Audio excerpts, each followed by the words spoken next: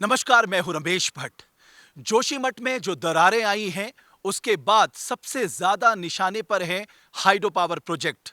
वहां के स्थानीय लोग जिस तरह से एनटीपीसी की टनल को सीधे तौर पे इसके लिए जिम्मेदार ठहरा रहे हैं, उसके बाद सारे हाइड्रो पावर प्रोजेक्ट्स को लेकर एक सवाल उठ रहा है कि क्या पहाड़ों में हाइड्रो पावर प्रोजेक्ट्स बनाना मुफीद है, सुरक्षित है या नहीं। अगर एनटीपीसी के अलावा अगर हम बात करें, जब हम नीचे की तरफ आते हैं हेलंग की तरफ, तो अलकनंदा नदी पर एक और पावर प्रोजेक्ट चल बन रहा है। ये टीएचडीसी इसको बना रही है, Tehri hydro power development corporation. 440 megawatt का ये प्रोजेक्ट है। 2011 में इसे स्वीकृति मिली थी और तब तो कहा जा रहा था कि 2023 जून तक इसे कमीशन हो जाना है, लेकिन अभी ऐसा लगता नहीं। लेकिन अगर आप इन तस्वीरों को देखेंगे तो यहां से जो टनल बनाई जा रही है, यानी हेलंग से ये टनल बनाई जा रही है मायापुर पीपल कोटी तक, और आने वाले समय में इससे बिजली उत्पादन किया जाएगा।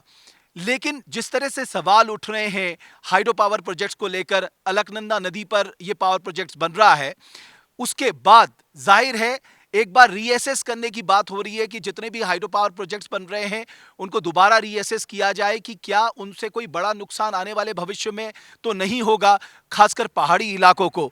लेकिन उत्तराखंड के सामने धर्म संकट यही है कि जिसके पास 20 से 25 हजार मेगावाट का हाइड्रो पावर पोटेंशियल है, वो सिर्फ 3-3.5 हजार मेगावाट ही कमीशन कर पाया है।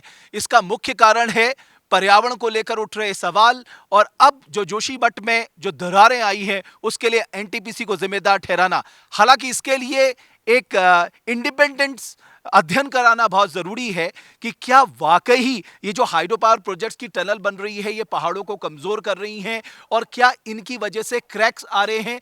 क्योंकि अब जो तकनीक का इस्तेमाल होता है, एक तरफ ये कहा जाता है ब्लास्ट एंड ड्रिल मशीन होती है और दूसरी तरफ इस्तेमाल की जाती है टीबीएम, यानी टनल बोरिंग मशीन।